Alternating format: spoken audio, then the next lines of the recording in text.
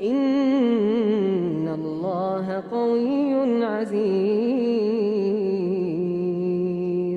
لا تجد قوما يؤمنون بالله واليوم الآخر يوادون من حاد الله ورسوله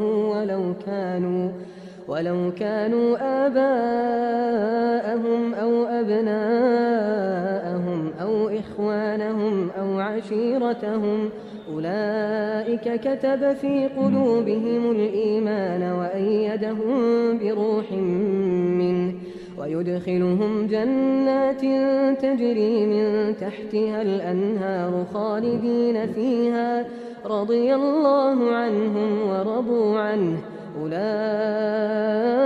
حزب الله ألا إن حزب الله هم المفلحون.